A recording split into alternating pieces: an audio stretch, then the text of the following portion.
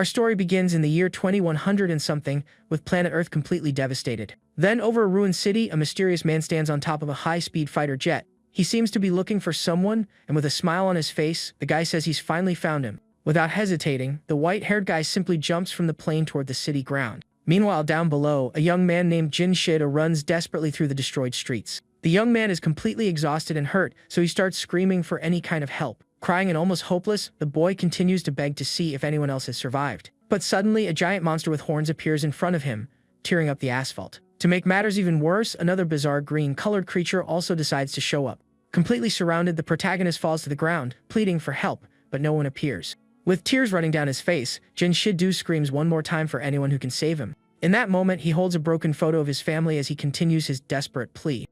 Seeing the creatures approaching, he thinks about those responsible for having destroyed the world.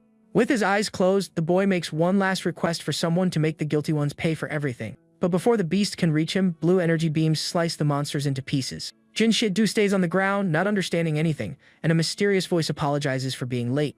Right in front of him is the man from before, and the frightened boy asks who he is. The savior then stares at the protagonist with a serious and determined look, without answering the question. Then, the boy starts to cry with relief, as he finally understood what was happening. With renewed hope, he asks if they can finally have their world back now. The white-haired man confirms that they can, while Jin Shido hugs him, full of hope. But our hero then tells the boy to rest in peace, as he was already badly injured. With one last smile and crying, the young man gives thanks for being saved after all. Jin Shido then falls lifeless to the ground, thanking him one last time as the hero watches over him. The white-haired savior remains silent for a moment, looking a bit thoughtful.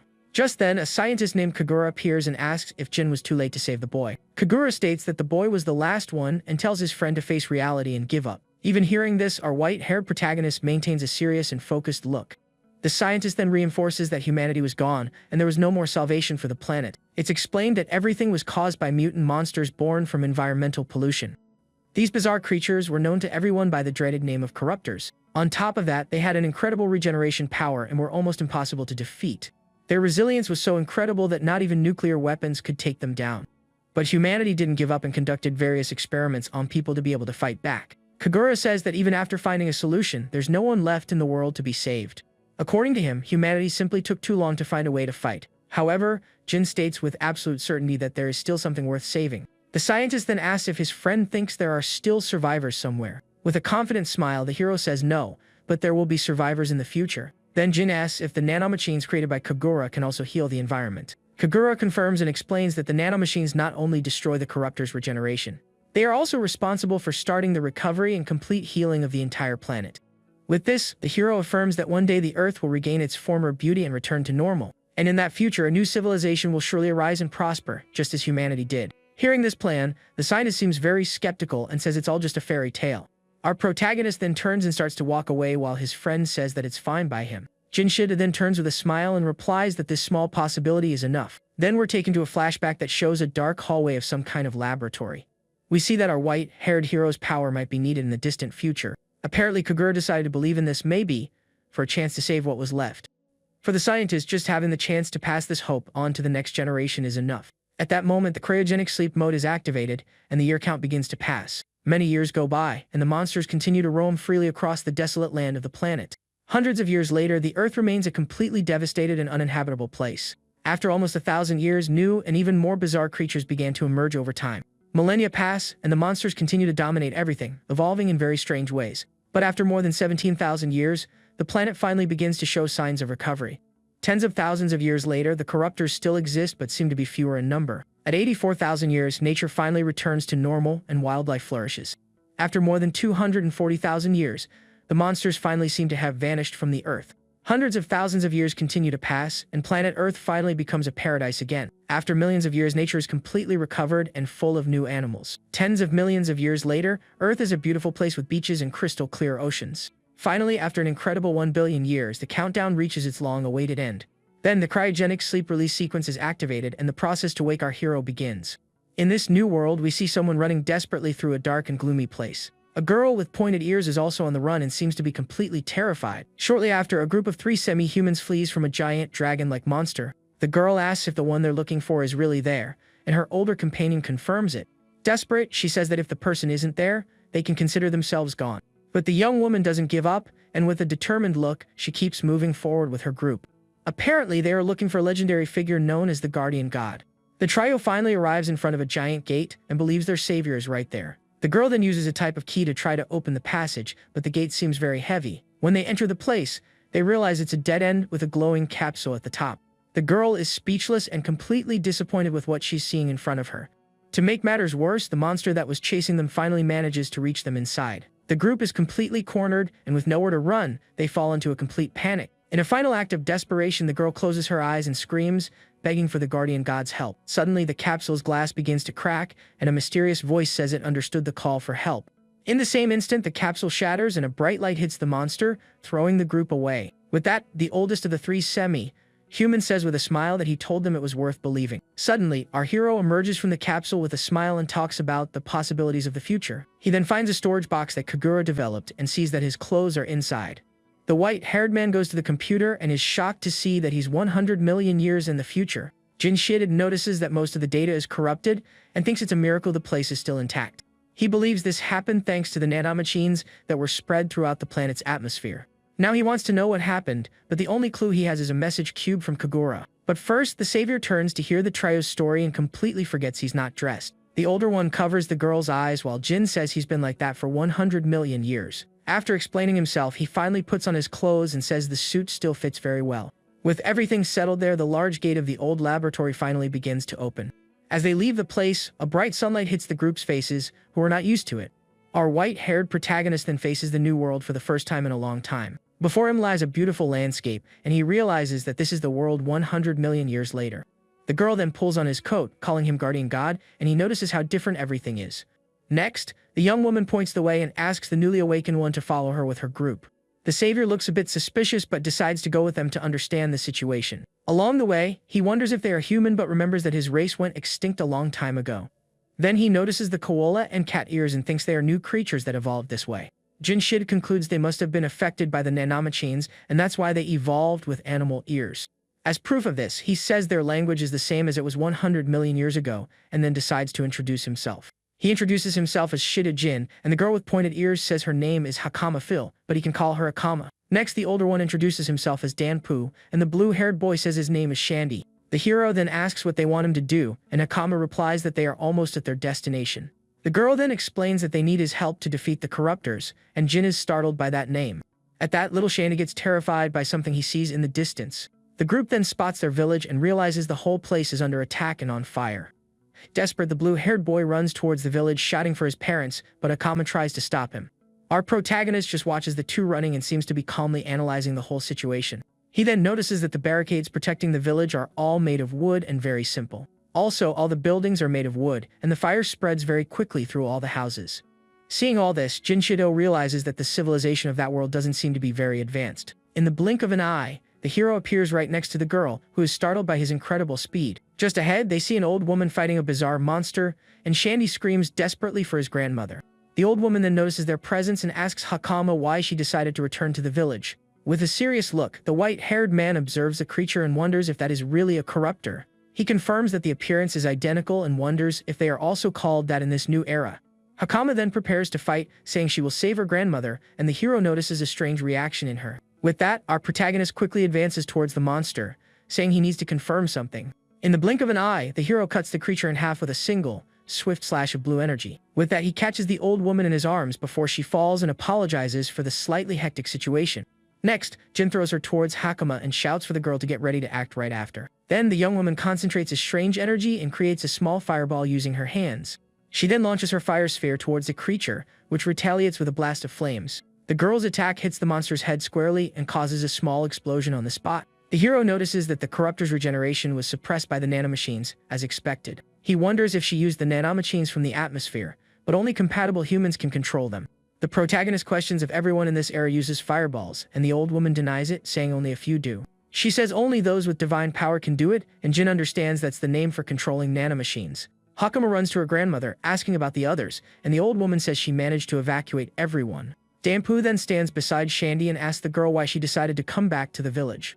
With a sad look, the boy's grandmother says that their village was gone and there was no saving it. She then reveals that the corruptor they just faced was only a newborn larva. That creature was just a hatchling that had just been born and wasn't even that strong. According to her, the main body is something they can't handle, and more larvae will attack soon. But a voice suddenly emerges and tells the old woman not to be discouraged and to stay stronger. At that, two warriors appear, and the one with cat ears says he'll finish the monster off by himself. The old woman asks about the villagers, and Sarlis's companion says he sent them to a shelter. At that moment, Hakama recognizes the man calling him father, and he asks where she was. Hakama replies that she went to the sealed gate, and her grandmother gets angry that she went to a forbidden place. The girl explains that her grandmother said the guardian god there would help them in times of danger. With that, the old woman stares at Jin Shid-o with great suspicion and asks if he is the so-called savior. She then adds that he doesn't look like a god at all, and the hero is confused. At this, Sarlis starts laughing at the situation and tells them to stop messing with him. The warrior then calls the protagonist inferior species, and our hero is stunned by the term. Shandy then runs to his brother and confirms that the white-haired man is indeed the guardian god. Sarlis points to Jin's ears and says he is inferior for not having any animal power. The boy says they were mistaken and Shandy denies it, saying that Jin took down a corruptor. With a sarcastic smile, Sarlis says he can also take down a larva with a single blow. Hearing this whole discussion, our protagonist just observes the situation with a very serious look. The warrior says this is a village problem and that inferior species are not welcome. He then turns to Jin and tells the newly awakened one not to meddle in their affairs. Sarlis starts to walk away, and his friend asks where he's going, and the young man says it's obvious. With a confident smile, he says he's going to take down the great corruptor, and for the others to be afraid. Seeing this, Hakama's grandmother calls Sarlis a fool and says he could have survived if he had run. Our white-haired hero just watches the whole situation in silence, looking thoughtful. The old woman then thanks Jin for his help and asks him to take her son and the children to the shelter. She says she will follow Sarlis and risk her life, and Hakama screams desperately for her grandmother. But to everyone's surprise, Jin Shid-o simply refuses the request, and the old woman is astonished. Hakama looks at the protagonist with a smile as Jin says he has his own pride too. With a confident look, he states that he won't let someone who called him an inferior species go to their end. Meanwhile, in a nearby lake, the main body of the giant corruptor slowly emerges from the water. Sarlis then faces the bizarre creature and calls it to fight in a very challenging tone. The cat-eared warrior concentrates his energy and says he will become a holy knight. Surrounded by blue lightning, he prepares to fight the invading monster in front of him. Next, Sarlis leaps towards the corruptor, saying he will finish it off by himself. But suddenly, a strange tentacle with a glowing red eye emerges from the lake's water. To make matters worse, several other bizarre tentacles also begin to emerge from the surface. Then two smaller creatures jump in front of Sarlis to try to stop his main attack. The warrior cuts the two monsters in half with his spear and yells for them to get out of the way. He continues his attack towards the main corruptor and says he'll end it all in one blow. Flying through the air at high speed, Sarlis prepares his final attack to hit the creature. He then strikes the monster's head with his electric spear, causing an explosion. With a victorious and blood-stained smile, the warrior seems quite pleased with the result.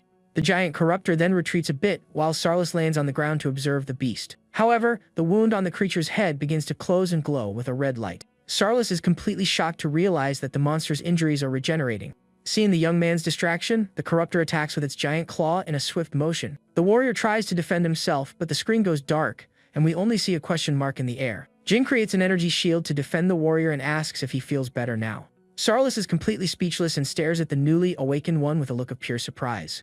At that, the corruptor attacks again, but our hero kicks it away with great ease. The white-haired protagonist then notices that the giant creature is still alive and moving. With a hand gesture, the savior simply beckons the monster to come and attack him again. The creature then charges at him with full force, and our hero prepares for combat. But the corruptor is impaled by stakes of light, and Sarlis screams desperately for his chief.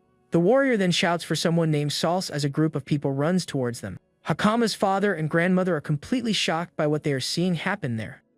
The old woman is speechless and wonders what just happened right in front of her. She then realizes that Jin is holding the giant body of the corruptor with just one hand. With that, the hero says it's getting heavy and suggests they should retreat for now. He then grabs Sarlis so they can get away from the creature that is still alive. Jin then leaps away from the danger while carrying the cat-eared warrior on his back. He continues to move quickly away from the battle with the young man being carried on his shoulders. Completely confused, Sarlis asks the white-haired man what he really is. The warrior explains that corruptors regenerate instantly from any injury. Jin says that's why they need nanomachines to be able to inhibit regeneration. Sarlis is confused and asks what these nanomachines he mentioned are. The hero explains that it's what they call divine power and complements the warrior's attack. Sarlis, still in shock, asks if Jin is a guardian god, and the hero says he doesn't remember that. But the white-haired man stands up and says there's something important he wanted to say. He reminds the warrior that he had said the monster was a problem for the village only. Sarlis tries to justify himself, but the savior interrupts him, saying that's not right. Then the protagonist turns to the creature and states that this monster is his problem. With that, the giant corruptor lets out a terrifying roar and prepares to attack with full force. Without hesitation, Jin runs across the water at high speed towards the bizarre and giant beast.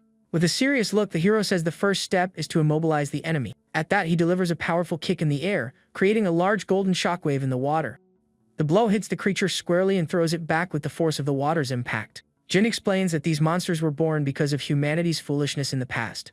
He then clenches his fist and begins to concentrate a large amount of blue energy. And having lived 100 million years ago, he feels he has the responsibility to resolve this. Gathering a sphere of power, he says he's the only one who can put an end to this situation. Sarlis asks if he can really do it, and Jin confirms that he can with absolute certainty. The hero explains that he is the result of countless and unimaginable repetitions of the past. Furthermore, he is also the personification of the tragic and brutal history of all humanity. And he also represents the entire history of sacrifices and experiments done in laboratories. With an aura of power, he reveals himself as the last human created to fight against the beasts. And with a shout, the protagonist charges forward to deliver his final attack against the corruptor. The giant corruptor lets out a roar of surprise as a blue energy approaches. Suddenly, an immense blast of power is fired towards the bizarre creature. The attack then explodes in a blinding light that illuminates the entire battlefield.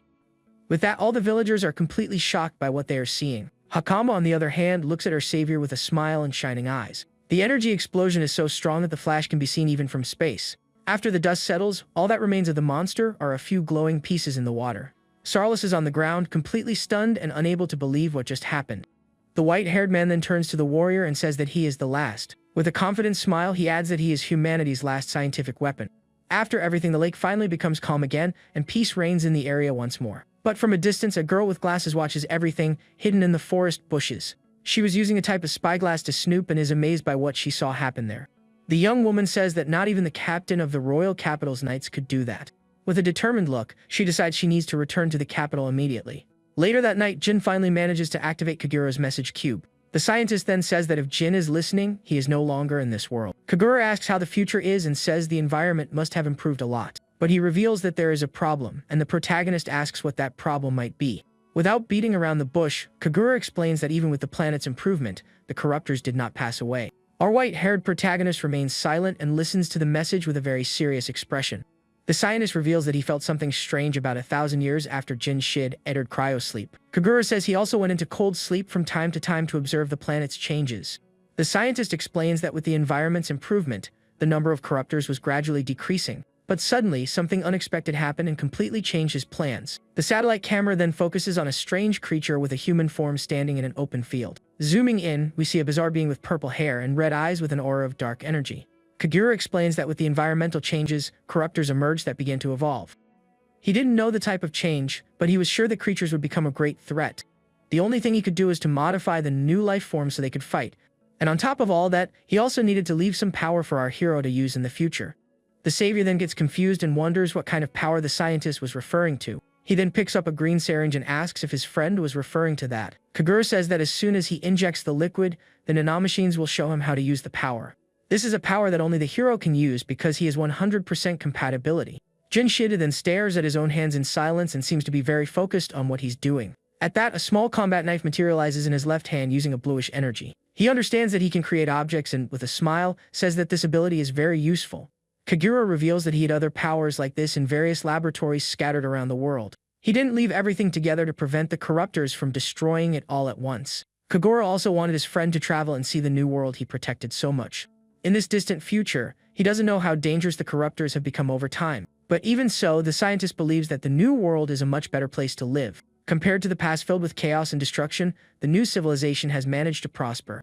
The hero's friend says with a smile that everything must be much better now than before. We then see a peaceful and well-built city as proof that humanity has evolved. In a library, a young woman reads peacefully, showing how calm the new world is. That's why Kagura asks his friend to first enjoy this new place that has emerged.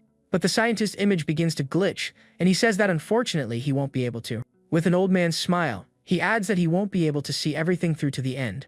At that, the hologram's projection finally begins to disappear right in front of our hero. Kagura then leaves the world in Jin's hands, and the cube's message finally ends. The white-haired man says he understands as Hakam and Danpo run towards him. The girl then says she found him, and that everyone in the village was looking for him. They grab him and ask him to come back because the star of the show can't be late for the party. But the protagonist notices something shining on the girl's neck and looks curious. Zooming in, he realizes that it's an access key for the old laboratories. Jin then asks Hakama where she got that golden key pendant. The young woman explains that it was a gift from a great person to her clan, and is a lucky charm. With a smile, he understands that's how she got into the forbidden place to find him.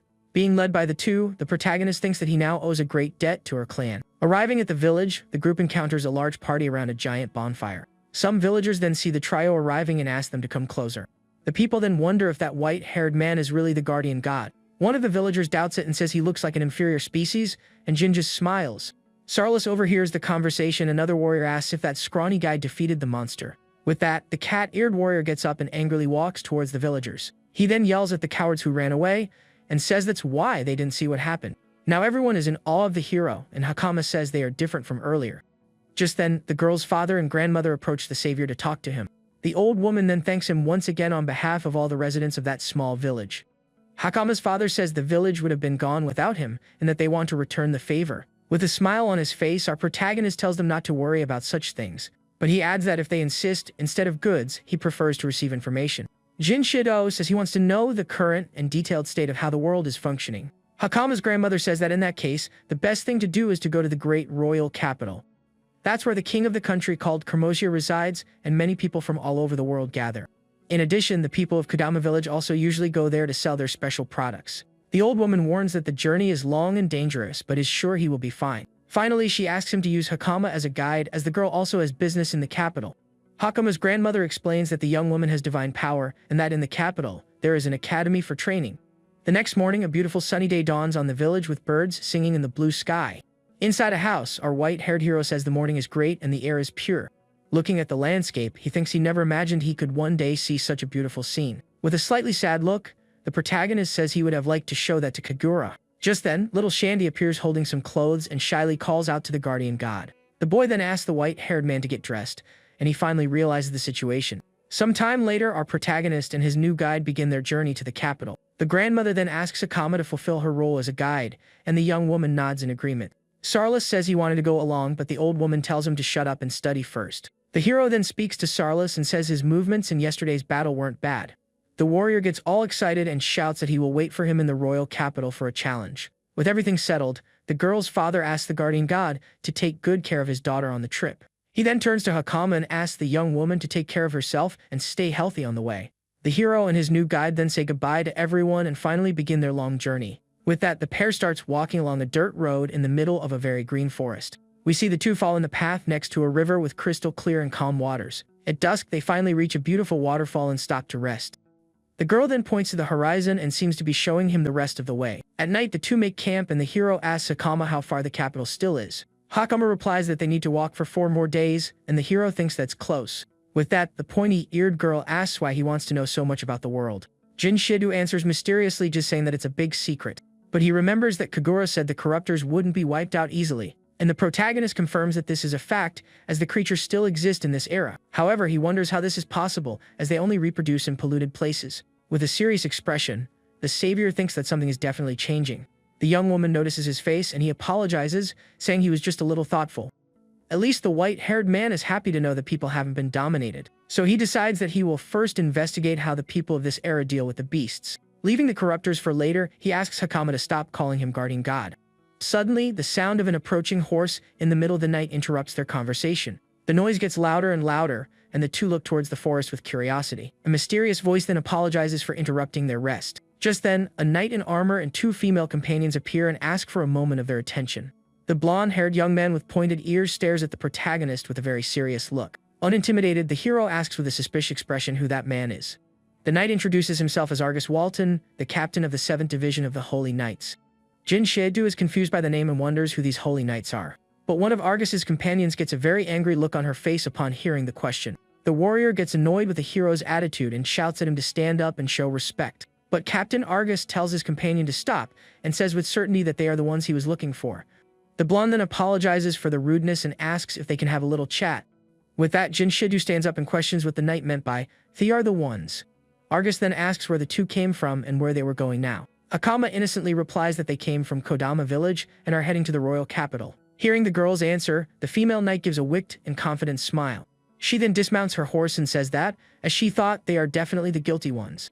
Drawing her sword, the woman says there are no records of inferior species in the village. The white-haired man is surprised to learn that they have records and are organized, but the captain simply says no, and his companion is completely confused. Argus explains that the girl's clothes are a special and very expensive product from Kodama village. In addition, clothes for children are rare, so her story seems to be true. However, the blonde holds his sword and seems to be preparing for a new move. The captain then points his blade at the hero and says that he, on the other hand, is different. The knight questions where our protagonist's clothes are from, as he doesn't recognize them. The savior replies that on the road to the capital, there are bandits using children to rob people. Hakama panics and shouts that it's not them, but the knight says he will be the judge. Argus says the criminals pretend to be harmless to attack and points his sword. Seeing the situation, the little guy becomes completely terrified and doesn't know what to do. At that, Hakama prepares to fight and releases her divine power to defend herself from the attack. Captain Argus observes her with a serious and analytical gaze, noting all her skill. He then warns her not to try anything reckless as the young woman prepares to attack. The girl is surprised that he noticed she has divine power and finds her very promising. Our protagonist just watches the scene and understands that those are the holy knights. Argus then holds a type of crystal and realizes that his opponents are strong and dangerous. The knight points his sword at Jin Shedu and asks where he came from and what his destination is. He then threatens the newly awakened one, saying that depending on the answer, he will cut him down right there. Jin stares at the blade at his neck and remains silent for a brief moment, thinking. With a sigh, the hero calmly replies that he came from the small Kodama village. Argus's companion is completely shocked by the answer and shouts at the protagonist. But to her surprise, the captain sheathes his sword and says he understands the whole situation. With that, he turns to Hakama and asks if the young woman isn't by any chance lying to him. The girl confirms the story and asks if he is really the guardian deity of Kodama village. The blonde then seems to understand everything and repeats to himself that he is a guardian god. The knight then asks if they are done there, and our hero confirms that they are. Argus mounts his horse and apologizes, saying that was just part of the job. He then asks if Jin is going to the capital and says they will see each other again. The knight offers his help and asks the hero to forget the debt of 7 days. With that, the captain and his group leave, and his companion remains very annoyed. Our protagonist just watches the group ride away with a slight smile on his face. Meanwhile, the brown-haired female knight shouts at her captain, asking why he retreated. She says there's no doubt that the inferior species was suspicious and they should have attacked. Argus then repeats the term inferior species and becomes a little thoughtful about the matter. With a strange smile, he wonders which of them was the real inferior species there. The green-haired female knight agrees with him, and the other one gets angry for not understanding anything. With that, she turns and asks her companion if she didn't realize the truth. The female knight then explains that the power difference between them was simply massive. Argus reveals that he tried to attack our hero 3 times but couldn't do anything. He remembers the moment he pointed his sword at the newly awakened one's neck. At that moment, the captain's hand was trembling, and he seemed to have great difficulty maintaining his stance. Jin Shid-du then released a bit of his energy to counter the knight's attack. The captain says he was neutralized before he could even try to make a move. The green-haired warrior asks if he used his divine power, and Argus confirms that he did. His companion is completely shocked because his power wasn't even activated. He explains that he attacked him in the same way he did with the girl, but the spirits didn't help him. The green-haired female knight also says the same thing happened to her, and her friend is astonished. Argus explains that there is a huge gap in their basic divine powers compared to him.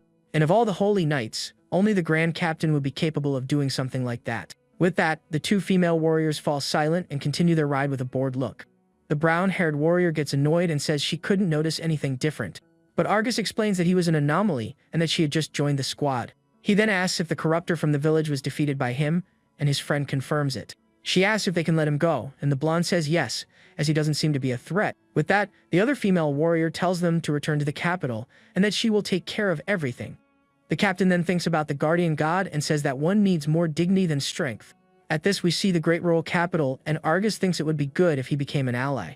With a serious look, the knight adds that he would be useful for the country's problems. The next day, the protagonist comments to his guide that he met someone interesting yesterday. Hakama then asks if all the knights there are that strong, but he denies it. The girl explains that among the knights, only the elite can join the holy knights. Jin Shida talks about the spirit magic, and she is amazed that he noticed the speed.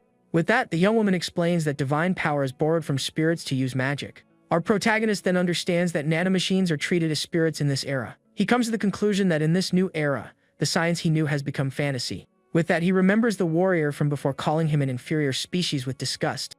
The hero then repeats the term, and the girl stares at him with a confused look, not understanding. He then comments that there are various types of species, and Hakama nods in agreement. The young woman says some look like fish and others like insects, and the hero is astonished. She explains that her grandmother said a long time ago, living places were limited. That's why everyone changed their bodies to adapt to the places where they could live and survive. The protagonist is surprised and wonders if they adapted to the environment over time. At this, he thinks that some humans survived for 100 million years and evolved a lot. Jinshid then asks if those who didn't change are called inferior species, and the girl confirms it. She explains that they are inferior to those who adapted, and that's why the world sees them coldly. To make matters worse, the young woman reveals that many of this inferior species end up being sold as slaves. But Hakama says there isn't that much difference and finds it strange to treat someone badly just for being different. The white-haired man agrees with her and says with a serious look that everyone has gone mad.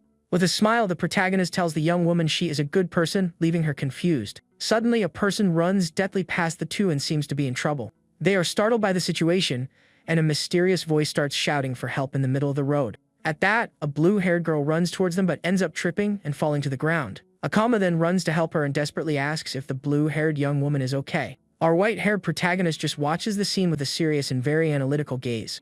The girl then faints on the ground, and they realize she is completely injured and exhausted. But the hero notices something strange and sees that the girl's ears are not from any animal. She then lies on the ground, completely strengthless, with several wounds all over her body. Jinshid-do approaches and realizes her injuries are serious and she needs help soon. Hakama then holds her in her arms and keeps asking if the fainted young woman is okay. The savior then tells them to wait and prepares to use his power to heal the girl. But suddenly, the blue-haired young woman wakes up with a determined look and seems ready to attack. She then shouts for the protagonist not to move, and he just observes the situation calmly. At that, the girl takes Hakama hostage and threatens her with a knife, saying she will finish her. Our protagonist just watches the scene from a distance and seems to be analyzing everything carefully. With a slight smile, Jinshid-do says he understands and seems to have already figured out the whole plan. The young woman then asks with a mocking tone if her trap wasn't just perfect. The white-haired man then realizes that if this is a trap, the accomplices are nearby. Suddenly, an invisible figure starts to approach, and the hero is amazed by the ability. Just then, a man with a goatee appears and congratulates the blue-haired girl on a great job. The newcomer reveals himself as the leader of a group of bandits and talks about their camouflage. It's explained that this is a function of the nanomachines that makes them almost transparent in the air. The group then surrounds our hero, and the leader asks which country that inferior species came from. Next, the bandit points his sword at Jin's neck and tells him not to move. The leader threatens him, saying he knows what happens if he disobeys, and Hakama shouts for Jin. With that, Hakama releases her divine power, and the blue-haired girl shouts, annoyed with the situation. Our protagonist then shouts his guide's name and seems to be trying to stop her somehow. Hakama continues to be held by the kidnapper and seems very scared of what might happen. The savior then calmly says that this power was not meant to be pointed at people. Hakama tries to respond, but the blue-haired young woman tightens her arm around her neck even more. At this, the bandit leader is surprised and celebrates finding someone with divine power. One of the henchmen asks if the hero can also use this power, and Jin gives him a mocking look. Without a second thought, the bandit tries to grab our protagonist's arm with great force.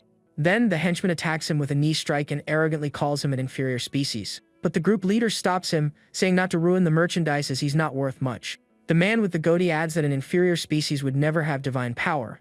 At this, Hakama realizes they are the bandits the Holy Knight had mentioned before. Injured, the leader uses an electric power and says it's time for the two of them to get some sleep. The girl panics because she knows that if she's captured, she will surely be sold in the market.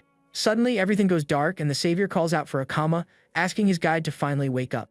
The young woman then wakes up startled and realizes they are both trapped inside a cage. Jinshid asks if she is okay and the girl confirms, saying she's fine. The protagonist then looks around and asks where they are, seeing other people trapped. He explains that this place is the base of the bandits who attacked them in the forest earlier. It also seems that other people who were also attacked are trapped there with them. In another cage, we see two men completely bruised and with their clothes all torn. In a cell next to them, a green-haired girl with pointed ears trembles with fear, curled up. With that, the two remain silent for a moment and observe the place very carefully. Hakama then asks why he is without his clothes, and the hero explains that they were stolen. The girl says he is very calm, and the savior replies that he has spent his life almost without clothes. But the young woman changes the subject and asks why he didn't react to the bandits' attack. She says he could have easily beaten them, and Jin just stays silent for a moment. Outside, two guards are talking, and one of them tells the other to just get it over with. With that, the hero and his guide continue to sit in the cell, watching the bandits' movements. The blue-haired girl then appears with a plate of food and is surprised that they are awake. Hakama gets angry at the traitor, and the young woman tells her to hate her all she wants, as she doesn't care.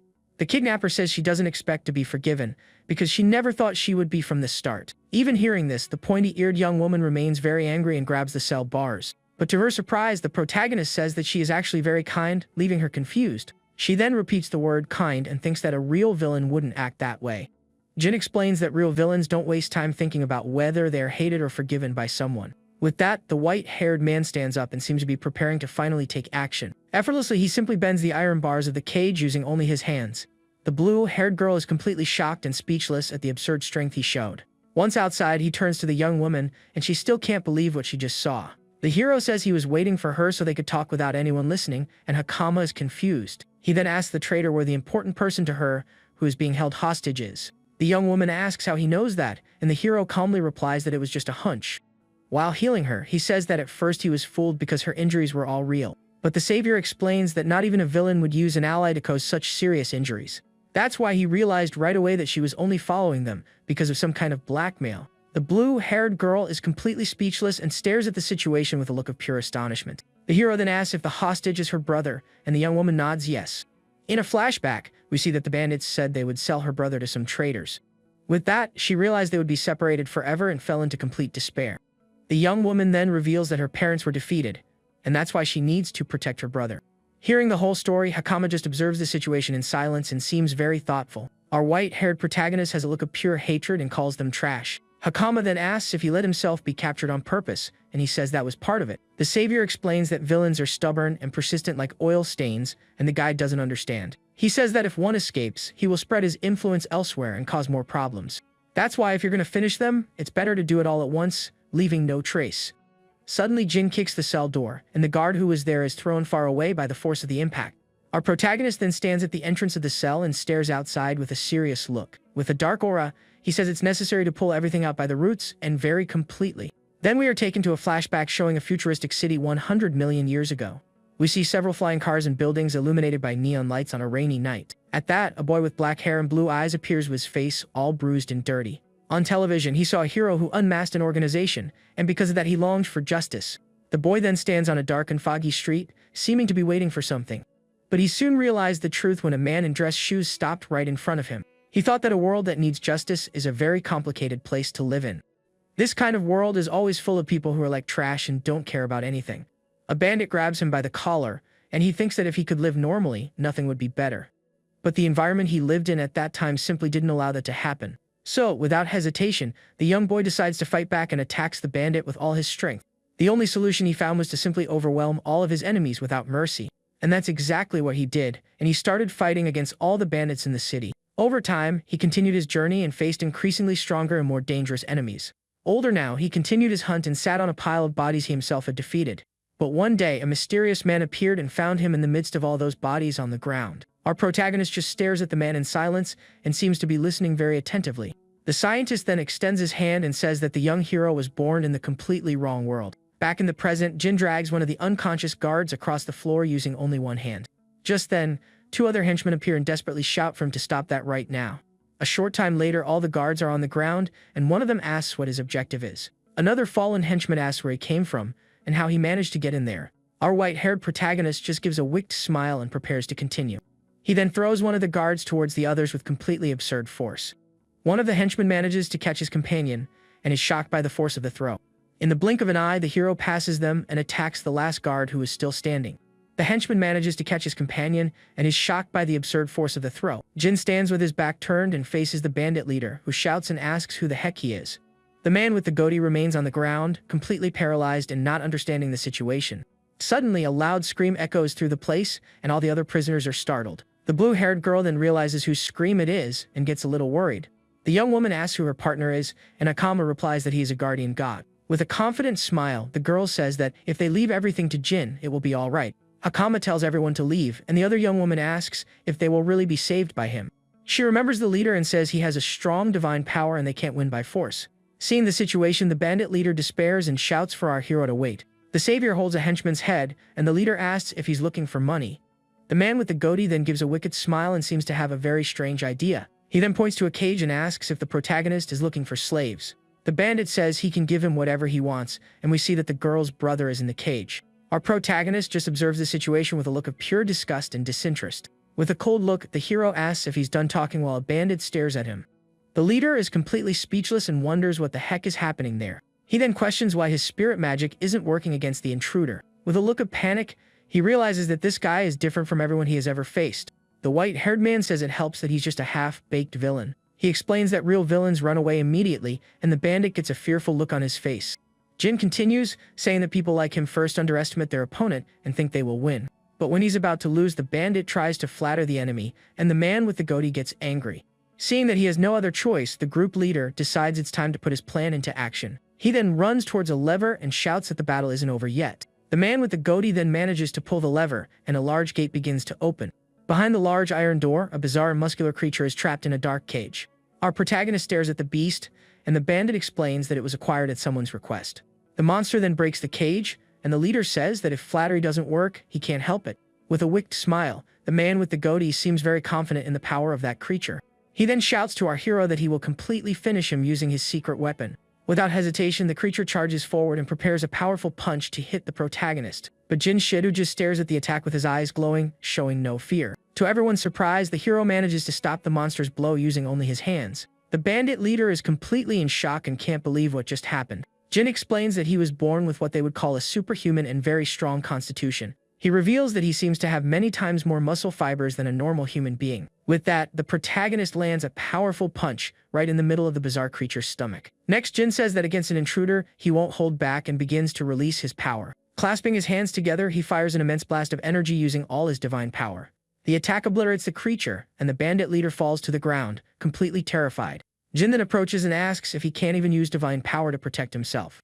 With a serious look, the white-haired protagonist faces him and asks what he's going to do now. Completely cornered and sweating, the man with the goatee begins to beg for mercy. But with a desperate smile, he asks if the savior won't let him leave. The hero responds with a simple no and then lands a powerful punch on the bandit's face. After that, he finally gets his clothes back and begins to dress calmly and peacefully. With his coat on, he says he got his clothes back while the villain stares at him. He then turns to the cage and apologizes to the children for making them wait. He promises he will get them all out of there, and the little hostages are filled with hope and joy. But before that, he goes to a table and says he needs to investigate some things first.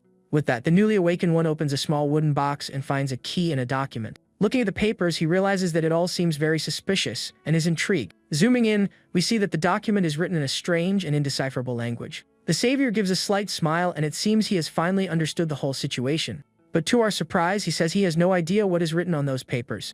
With that, he decides he will have to ask Akama to teach him how to read the language of that world. He then turns to the monster's remains and wonders what they wanted by capturing the intruder. Jin says he will find out the truth and places his hand on the remains of the bizarre creature. Then he accesses the cameras of the area's nanomachines to see what really happened. He then says there should be a record if the footage is from the last week and starts watching. With a serious and determined look, our white-haired protagonist continues watching the past. At that, a nobleman asks what he intends to do, and the man replies that he doesn't need to know. With a wicked smile, the mysterious man says that nevertheless, he will tell him one thing. He then reveals with a sinister look that something very interesting is going to happen in this country. The savior finishes watching the recording and has a serious look, thinking about everything he discovered. Sometime later, the group finally arrives in a city, and everyone seems to be calmer. The ex-prisoners then gather in the middle of the street and seem to be waiting for something. Hakam and the blue-haired girl watch as the bandits are taken away by the city guards. The blue-haired young woman then turns and seems to have seen something important in the distance. At that, little Nito runs towards her, shouting for his dear older sister. With tears in her eyes, the girl then prepares to finally hug her lost brother. The two then embrace and cry with joy at finally being able to reunite again. She then thanks the hero, calling him a god, and he replies that he is not a god and it's okay. The white-haired man then changes the subject and seems to have a question about the situation. He asks who is arresting the bandits, and Hakama says they are from the guild and she called them. The young woman then points to a man with horns and says he is the city's guild master. The guild master then looks at the group with a serious expression and seems to be analyzing everyone. The man approaches and asks if the protagonist was responsible, and he confirms it. The master then introduces himself as Padrak and thanks our hero for all the cooperation. The horned man then stares at the newly awakened one with a serious and very analytical gaze. He thinks that Jin doesn't have a scratch, and that although he looks like an inferior species, he is different. Padrak concludes that he is no ordinary man and says there were many reports about the bandits. The savior asks why the local lord didn't arrest them, and the master says he can't. It's explained that only guild members who have sworn loyalty to the king can handle it. Padrak adds that even if Lord Chapin committed a crime, they would report him. With that, the protagonist understands that the lord is like a mayor and the guild is like the police. He then thinks of the name Chapin and remembers the suspicious nobleman he saw in the earlier recording. The hero hands the document he found to the master and asks if it could be useful. Padrak is shocked and reveals that the paper is a list of those who did business with the bandits. The savior asks if they can arrest everyone with it, and if the lord's name is on the list. But the master denies it and tells him not to take the joke seriously, and Jin thinks he's a villain. He knows he can't do anything now, and before he leaves, he looks at the blue-haired young woman. The hero asks what will happen to the slaves, and Padrak says the guild will help. But for those who don't fit into the categories, they can't do anything, and Jin looks at the siblings. Our protagonist believes the two have lost their parents and asks if there are no shelters. Padrak replies that there aren't, but they can help find them a job. However, since the two are inferior species, he thinks it will be difficult to find employment. The white-haired man sighs and thinks that the prejudice against inferior species exists there too. He wants to do something to help the two but realizes they have nowhere to go or work. But suddenly the protagonist has an idea and tells them to wait a bit. He asks if they would go to a place where they could work, and the young woman confirms it. With a slight smile, the white-haired man says he has a place in mind. At that, he remembers the night Argus telling to look for him if he needed any help. The hero then says with a mischievous smile that he knows a very special workplace. With that, we are taken to the royal capital, to the grand and luxurious estate of the knight Argus. Suddenly, the noble knight feels a strange shiver and is a little scared by the sensation. His companion asks if something is wrong, and he says it's nothing, and he just felt a chill. The group of knights continues their ride towards their captain's grand estate. Arriving at the location, Argus says goodbye to his companions and says they've gone far enough. The blonde thanks them for their work on the expedition and tells everyone to rest well on their day off. With that, the holy knight enters his mansion and is greeted by two of his butlers. All the maids and staff bow and welcome the great Lord Argus. The knight then asks his butler if there is any important news for him. The man and one of the maids get a worried and slightly embarrassed look at the question. Argus notices their strange reaction and with a sigh asks if something bad happened. The butler apologizes for bothering him, and the knight replies that it's no problem. With that, the man approaches and begins to whisper something in his noble master's ear. The two then begin to walk through the grand hall while talking about what happened. But from a balcony, a young blonde-haired woman watches the two with a very angry and serious look. The noble knight thanks him for the report, and the butler says it was just his duty as a servant. With his hand on his head, Argus realizes that the situation in the capital is much worse than he imagined. He wonders how invaders appeared in the royal capital, and where they managed to get in. With a serious look, the blonde knight concludes that someone must have let them in on purpose. In that case, the most suspicious place would be Harnisk Academy, as entry there is super restricted. The nobleman then thinks that either way, he will need an ally as soon as possible. 3 days pass, and we see the protagonist group traveling towards the great royal capital. The blue-haired girl asks if she will really get a job, and the hero tells her to relax. He says that since she knows how to read, write, and do math, she will definitely find something. With a smile, the young woman is encouraged by the savior's words and thanks him for his confidence. Suddenly, Hakama points to the horizon and shouts excitedly, saying they have finally arrived. Jin Shido then looks ahead with a surprised expression upon seeing their destination in the distance. Before the group is the immense royal capital, and the hero stares at it for the first time, amazed. The city is full of life, with many people and buildings with very different architecture. The protagonist comments that the place is full of life, and the children are impressed with everything. Hakama then explains that the capital runs on imports, and that's why everything ends up there. She adds that even the people of Kodama come to sell, and Jin remembers her saying that. The white-haired man is fascinated to see a great mix of different races and cultures. He realizes how that place has evolved in a unique and different way from anything he'd ever seen. Hakama adds that the streets are impeccable, and we see a shop full of various items. She also says that the law and order in the capital seem to be very solid and safe. But the white-haired protagonist gets a serious and somewhat thoughtful look. He notices a guard mistreating two people with fishtails in a dark alley. With that, he thinks that every new era also comes with its own problems and baggage. Jin Shida then asks Sakama when the academy's exam will be, and she says it's next week. A young blonde woman observes them, and the hero is relieved that classes only start with the results. With a look of disgust, the blonde girl wonders about those brats and half-breeds.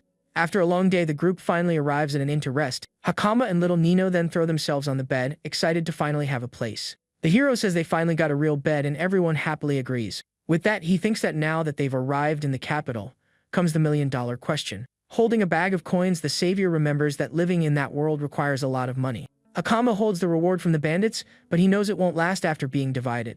And on top of everything, he still needs to get a job for the two siblings he rescued. The protagonist thinks that tracking down Argus would be the shortcut, but without an invitation, he can't get past. With his hand on his chin, the white-haired man becomes thoughtful and analyzes all the options. He wonders if he should first investigate the corruptors of this new era to understand. The newly awakened one remembers that there are already people trying to use the creatures for dirty work. Jin concludes that the corruptors are a great threat, and he can't just ignore them. With a serious and determined look, the protagonist stares out the window, looking very focused. He then affirms with conviction that he will not let history repeat itself as it did before. With that, the hero asks Sakama how people there usually research something. The girl explains that books are expensive, and in her village they had to share them among everyone. But she reveals that the capital has a library where he can find what he's looking for. The white-haired man repeats the word library, and seems to have really liked the idea. With a smile, he says this is useful, and he might even find a clue about Kagura's laboratory. But upon arriving at the location, a librarian with glasses says that's out of the question for them. She explains that the books are national treasures and entry is not allowed for just anyone. The woman reveals that entry is restricted to students, staff, and the local nobility of the city. Hakama then remembers that Jin doesn't know how to read, and he confirms that he is still illiterate in the language. He says he's learning the alphabet, but it will take time until he can understand a whole page. With his hand on his face, the protagonist gets frustrated and wonders what he can do now. Suddenly, two hooded men call him trash and seem to be looking for trouble. The white-haired man then turns and asks if they can talk for a second. Without hesitation, one of the men with wolf ears charges and tries to punch the protagonist, but the hero easily stops the blow with just one of his gloved hands. With an ironic smile, he comments on the reception and says he thought the streets were safe. The attacker replies that he thought wrong and continues to force his attack against our hero. The savior stares at the man with a serious look, and a golden light begins to shine in his hand. With that, he releases a small wave of energy and throws the attacker far away with the impact. The attack explodes in a bright light in the sky, and the people on the street are completely shocked. The wolf-eared man then lands and compliments his opponent's instincts with a smile. The blue-haired girl is frightened and thinks they are using divine power in broad daylight. Our protagonist then asks what they want, and the attacker replies that someone hates him. With a serious look, the white-haired man realizes that this is some kind of hired attack. But with a slight smile, he thinks that this whole situation is actually perfect for him. The attacker threatens him, and the savior replies that he only worries when he's in real danger. The wolf-eared man gets angry and charges to attack again with all his strength. But to his surprise, the hero manages to catch his fist with ease once again. In a swift move, Jin twists the attacker's arm and throws him to the street floor. Seeing this, his companion gets angry and starts to gather a large fireball in his hands. The red-haired man then launches his attack, and the protagonist calmly faces the magic. But with a simple hand gesture, he creates a wind barrier and dissipates the entire fire attack. In the blink of an eye, Jin appears right in front of the attacker, who is shocked by the speed. The newly awakened one then grabs him by the collar of his clothes with a serious and very determined look. He then tells the young man to come back when he's strong enough to be a real threat. With an intimidating look, the protagonist adds for him to come back if he has the courage. The young man is terrified and realizes that this man is by no means an inferior species. Suddenly, a mysterious voice shouts for everyone to stop and tells no one to move from there. A female knight appears and complains that they are making a scene in the middle of her day off. The knight points her spear and says she will take them all to the city prison.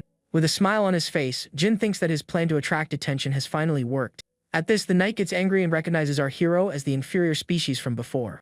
She then faces the protagonist in the middle of the street with a look of pure rage and contempt. With a wicked smile on her face, the warrior seems ready to finally attack. The knight then accuses him of causing a big commotion as soon as he arrived in the capital. She adds that an inferior species will always be an inferior species with no salvation. But an old woman from the crowd approaches and says he was suddenly attacked by them. The old woman then adds that everything that happened there was just self-defense. The warrior then looks at the attacker on the ground and realizes his face is very familiar. With that, she approaches and asks if they are students of the famous Harness Academy. The knight gets frustrated and hopes that the young miss is not involved in this. The hero asks about the young woman, but the warrior tells him not to worry and to take them away. With a smile, he comments that the holy knights also patrol the city. She replies that the capital is huge and they just help maintain local public order. But the warrior continues with a serious and slightly suspicious look at our protagonist. In her thoughts, she concludes that this guy is very strong because the students were not weak. With that, the knight says goodbye and asks him not to cause any more trouble in the capital. But the savior interrupts her and says that if she doesn't mind, he has a place to show her. The warrior then turns confused and asks what kind of place he wants to show her. We are taken to the grand and luxurious estate of the knight Argus on a starry night. Inside, our white-haired protagonist asks the blonde knight to hire them. Argus is completely shocked, and Jin reminds him that he said to look for him if he needed help. The knight then asks why his group has grown, and the hero replies that it just happened. The savior explains that he found the bandits and rescued the children who were prisoners. The blonde then asks about the bandits, and the hero says he left the rest to the guild members.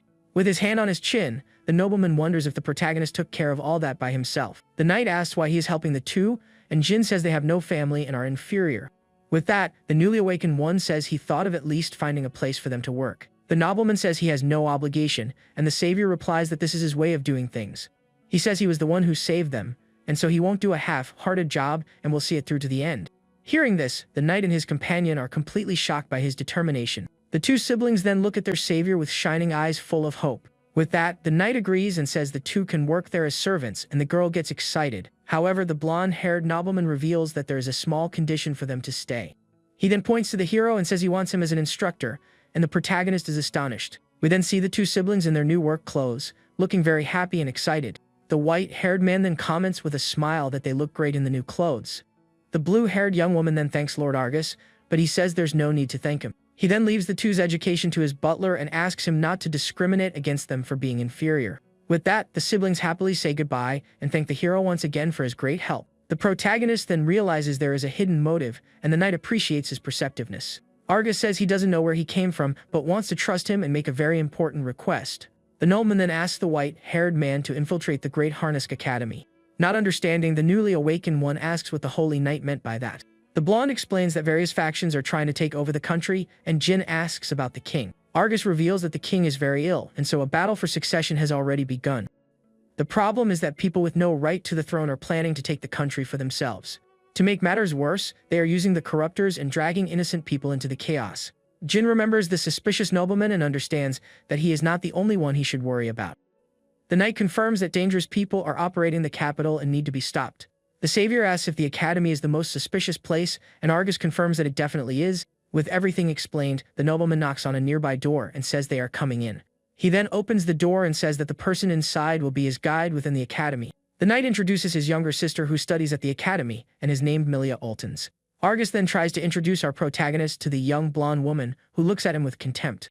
But the girl interrupts him and asks if he's going to leave the infiltration to that inferior species. Annoyed, the blonde tells his sister to show respect, but she says his presence is a disrespect. Milia adds that this is not a job that can be entrusted to an inferior species. With a smile, the hero calls her a prejudiced young lady and Argus apologizes for the rudeness. With a smile, the female knight gets annoyed, and the hero says she has her own prejudices too. The young blonde woman then looks at her brother and asks if he finally got the message. She says that this is not just an infiltration and that he also needs to fulfill his duty as an instructor. Milia adds that she doesn't believe an inferior species is capable of serving as an instructor.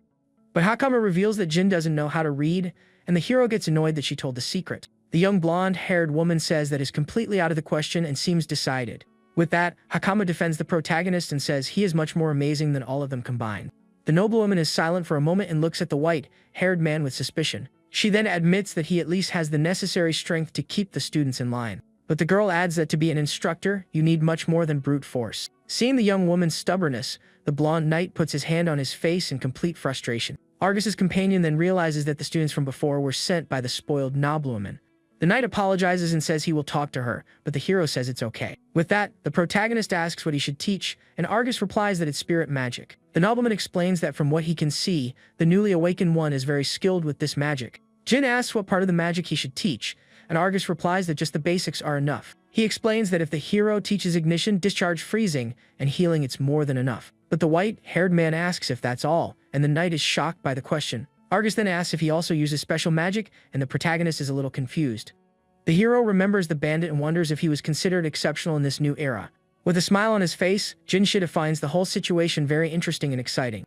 Then he says it's time to turn the common sense of this era a little upside down. Suddenly, an academy professor appears in the courtyard and sees the hero standing there calmly. With a look of pure hatred, the instructor glares at the protagonist, looking very annoyed with the situation. But the savior just gestures with his hand and releases a small blast of energy towards him.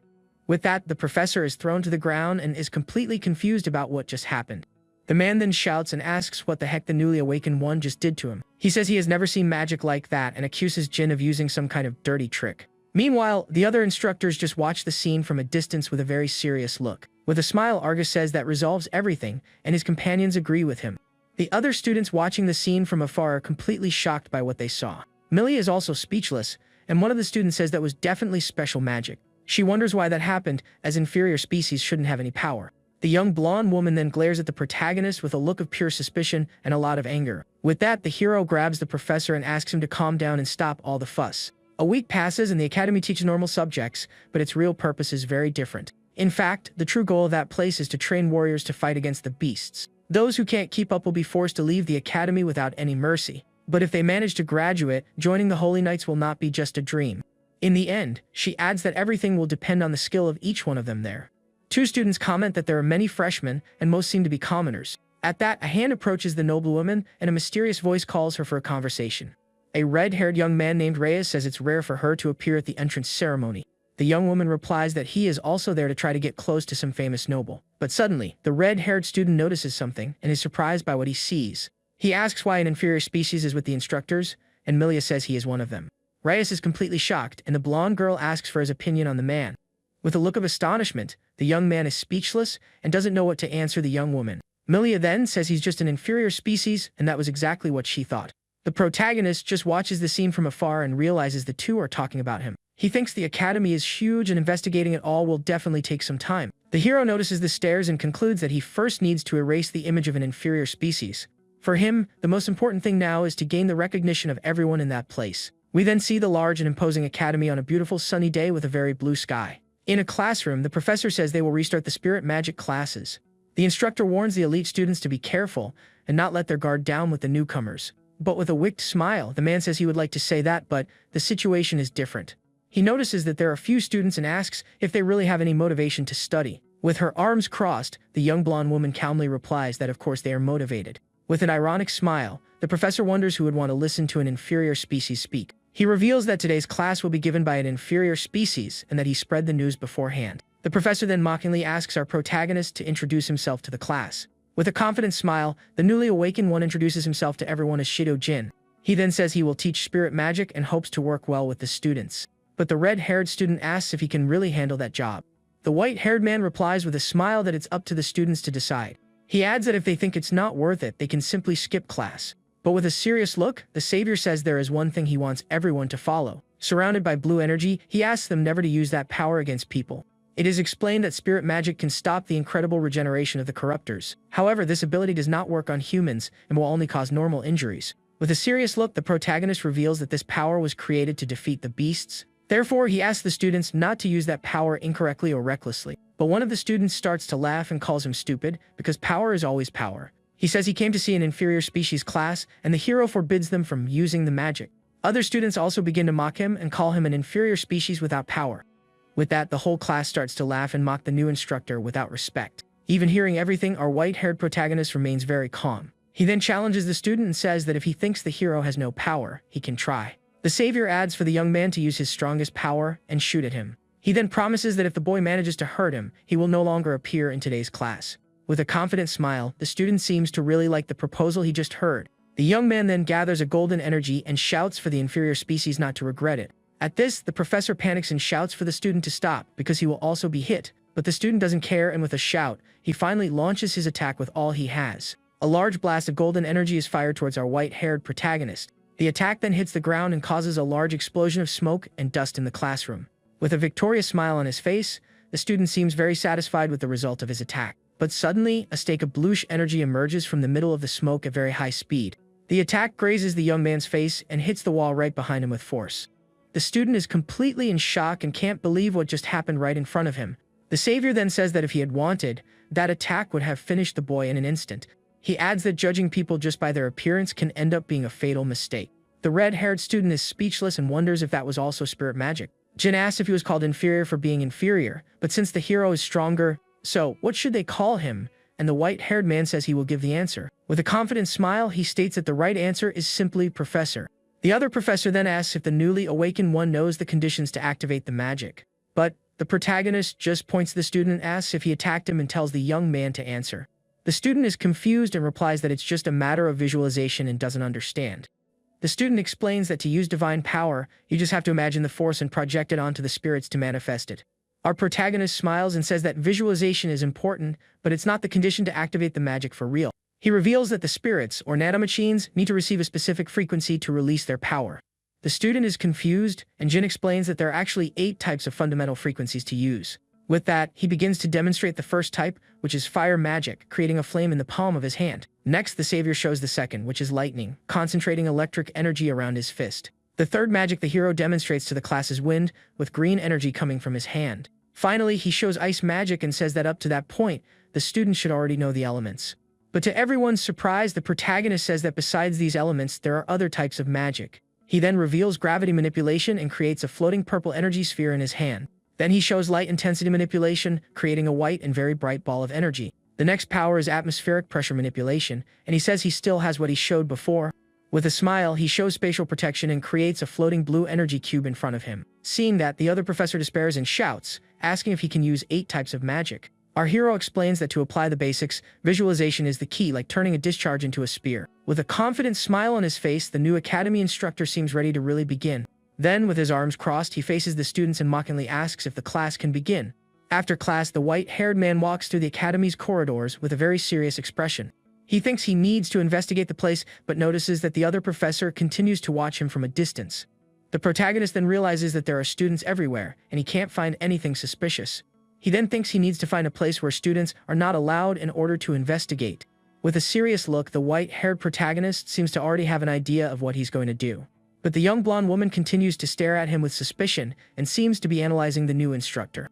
With that, she confronts him and asks with a serious voice who he really is. He then turns to her, and the girl admits that he is not a normal person like the others. The nobleman adds that an inferior species could never use all types of magic. The savior says he taught it in class and that anyone can use it if they can switch the frequencies. She says that if it were possible, he wouldn't be drawing so much attention and other students watch. With that, the white-haired man suggests they go somewhere else, and the young blonde woman follows him. The two then walk down an empty corridor with large pillars and old windows on the side. The girl then turns to him and asks if the new instructor will finally answer her questions. The hero says he is an ancient human who slept for 100 million years, and the young woman thinks it's a joke. With a serious look, the noblewoman asks what he did 100 million years ago in the past. The protagonist replies that he did many things and that at that time, he was a type of agent. The girl is confused, and he explains that he was someone who worked hard for his country and his people. With a slight smile on his face, he adds that he fought against countless different villains. In a flashback from 100 million years ago, we see a young Jin with his companions in a laboratory. Kagura then appears explaining an attack strategy to the soldiers on a whiteboard. The savior says he remembers everything as if it were yesterday, and we see him on a mission. With a weapon in his hand, the young Jin runs through a large explosion during his agent mission. With a smile, the white-haired man says that all of that is very nostalgic and remembers his past. The noblewoman then asks how someone like him ended up sleeping for so long, and the hero replies that he failed. He reveals that he was arrogant and thought he could handle everything completely alone without help. But as a result, the protagonist ended up losing everything he had without being able to do anything to stop the tragedy. He says he accepted the job so that if he needed to, he could count on her help and that of the other students.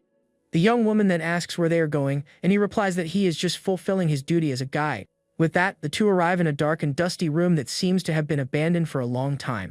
The noblewoman then explains that this is the place where instructors store materials for classes. Our protagonist then asks with his hand on his chin if that place is just a storage room. He then looks at a dusty bookshelf and notices a small old statue sitting there. The girl asks why they are there and reveals that she has also been doing her own secret investigation. She then shows a map and says there is an abnormal space next to the large room, big enough for another. The young woman believes that if there is something suspicious, it's in that location, and Jin moves the old statue from the shelf. With that, the bookshelf moves, revealing a secret passage with a dark and gloomy staircase. Facing the passage, the hero praises the girl and says her deduction was completely right about the place. The nobleman then asks how he knew and points out that, although everything was covered in dust, something was strange. He explains that this specific spot was clean and that he also used a bit of intuition from experience.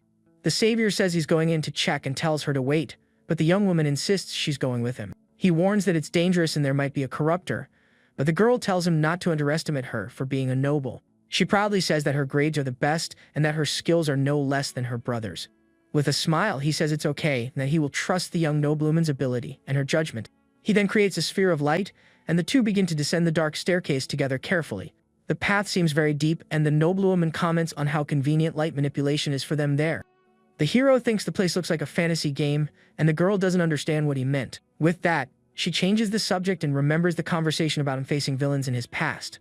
The noblewoman asks if he already has a suspect, and he thinks she's asking for a lot on their first day. Even so, he seems thoughtful and with his hand on his chin, calmly and attentively analyzes the situation. The savior then reveals that perhaps Professor Rodman is involved in everything that is happening. He says the professor is calm, but when he's not talking, his mind seems to be far away. It's a trait of people forced to do something, and he is also always on the defensive for no reason. The girl says she thought Professor Gilda was suspicious, but the hero thinks she couldn't do anything. Her emotions are easy to read, and she is not two-faced, so deep down, she must be a good person. The white-haired man continues to light the way while the noblewoman watches him in silence. After descending completely, they finally arrive in a long, misty corridor in the basement. The young blonde woman is surprised and says she never imagined such a large space under the academy. Suddenly, he stops, and the girl asks what it is, and if he found something strange there. With a shocked face, he says he never thought he would find that in a place like this. Before them is the door to one of the research laboratories that Kagura left around the world. With a serious look, the protagonist faces the gate and confirms it's a laboratory of his friend. He then notices that the door is protected by nanomachines and has no doubt about it. The noblewoman is completely shocked and wonders how such a large door ended up under the academy. With that, the girl asks if they can open it, and the hero explains that it normally requires an access key. The young woman is confused by the term, and the protagonist explains that it's like a key to unlock the gate. The white-haired man then becomes thoughtful and seems to be remembering something important. He remembers that Hakama inherited the key and thinks that someone from here must have inherited the other one. With a serious look, the savior realizes that if that's the case, he doesn't need to worry about it. He then places his hand on the door, and a system confirms Jin-level access and unlocks the gate. With a sound of creaking metal, the large and heavy laboratory gate finally begins to open. The protagonist then realizes that the person Kiao's in the country is the one with the access key. When the gate opens, they find a huge place full of corruptors trapped in cages. The young blonde woman is completely terrified by the scene and can't believe that is under the academy. She then asks how he opened it without the key, and the hero says being an ancient human has its advantages. The noblewoman then repeats the term, ancient human, and seems to be starting to believe his story. With her hand on her chin, she stares at him and asks if he's serious that he came from 100 million years ago. Our protagonist just observes a green monster in a cage, looking very focused on the scene. He then comments that the situation is strange and wonders why the creatures are so calm. With a serious look, the white-haired man doesn't understand why they let themselves be captured. We see that not even the other corruptors show any sign that they will try to escape the place. He then remembers that the bandits' monsters were also quiet and calm in their cages. But the most important thing is how they managed to bring the giant creatures to that secret place. The noblewoman says her brother was right and that the academy is indeed a suspicious and dangerous place. With that, the young woman suggests they wait in hiding until the culprit appears, but the hero refuses. The savior explains that their priority is to seal the academy and get rid of the monsters as quickly as possible. The girl asks if he's going to let the culprit escape, and he says he understands her feelings, but it's risky. He reveals that if the creatures get loose, the first victims will be the students who are right above. The white-haired man adds that even her brother would prioritize everyone's safety. With that, the noblewoman agrees, and the hero says he also has a bad feeling about it. He explains that his instincts never fail, and that's why he wants to investigate the laboratory for longer. The protagonist then asks her to call Argus so he can seal the academy, and the young woman agrees. The white-haired man then says goodbye to her and starts walking down the dark corridor of the laboratory. He then stops in front of a large clock on the wall and seems to be looking for some clue. With that, the hero hopes to find something that can help him understand the current situation of the place. The clock then continues to tick, and our protagonist continues his investigation of the laboratory. Meanwhile, upstairs, Professor Gilda and the other instructors are talking in the academy's corridor. Other professors then mock the wolf-eared man for getting beaten by the new instructor. Angrily, the professor says that because of that inferior species, his reputation has been ruined. He wonders how the hero uses 8 types of magic and says he is definitely cheating. Angrily, the man shouts that he will unmask the new instructor, no matter the cost, for everyone to see. But suddenly, the headmistress appears and calls him Lord Gilda, looking a little annoyed with him. She asks him to stop his bizarre movements as he is scaring the other students nearby. At this, the headmistress asks Professor Gilda if she has seen Lord Rudman around recently. The wolf-eared man replies that he hasn't seen him since the ceremony and that this is a problem. With that, the headmistress says there was something she wanted to discuss with him about the freshman's curriculum. But suddenly the woman stops talking and seems to have noticed something very strange in the air. Looking outside, she sees a purple energy in the sky and wonders what that bizarre thing is. Elsewhere, the young noblewoman runs desperately up the stairs, looking very scared. With that, she finally manages to get out of the secret passage and reaches the storage room. Completely out of breath, the girl stops for a moment and tries to catch her breath. She then says she needs to report everything to her brother, but a mysterious voice interrupts her. The young woman then turns with a look of pure fear and is completely paralyzed and speechless. Before her is Professor Rudman, and the blonde-haired girl calls him Miss Liltons. The professor then gives a completely sinister and terrifying smile to the horrified noblewoman. Back in the laboratory, a large metal door with a red light slowly opens. Our white-haired protagonist stares at the scene and wonders what that is in front of him. Before him is a type of giant core that looks like a brain pulsating with red energy. The savior notices that it is pulsing as if it were alive and is very impressed. He then wonders if it was Kagura who created the thing and approaches a computer. At that, the hero finds a small black briefcase hidden in the computer's panel. Inside, he finds a message cube and a syringe with nanomachines left by Kagura. With that, Jinshida holds the cube and hopes to find some clue about the current state of the world. The cube then projects a hologram and Kagura's image appears, asking if his friend can hear him. The scientist explains that this laboratory is the closest one to where the protagonist awoke from his sleep. At this, the hero's friend reveals that they were building an incredible device in that place. He adds that a part of this device's function was sealed within the nanomachines. With a genius pose, the scientist then asks his friend what he thinks this device is. Without beating around the bush, Kagura reveals that it is a teleportation device, and the hero is completely shocked. Our protagonist then repeats the words teleportation and device, not believing it. He then remembers the giant corruptors that were quiet and calm in their iron cages. With that, the savior stares at the pulsating core and thinks that it can't be what he's imagining. Jin then remembers that the bandit's monster was also completely quiet and calm in its cage. The white-haired man then remembers the strange clock he found on the laboratory wall. With a serious look, he realizes that the clock actually seemed much more complex than normal. Back at the computer, the white-haired hero continues his investigation with the pulsating core in the background. With a determined look, the protagonist repeats once more that it is all a teleportation device. It is a technology that connects one space to another, and that couldn't be achieved 100 million years ago. He then remembers what Argus said about the invaders appearing in the royal capital. With that, he realizes that the monsters were sent through the secret teleportation device.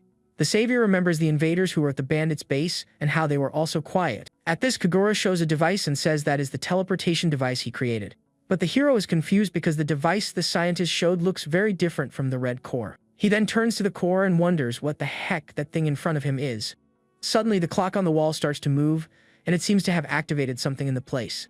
With that, the large red core begins to shine intensely with a very strong and blinding light. Our protagonist is then startled by the situation and prepares for what's to come. The red light then illuminates all the cages, and the corruptors seem to be being activated. Even the giant monsters that were at the large gate also begin to glow in the dark. At this, several beams of red light come out of the cages, and the monsters begin to disappear from there.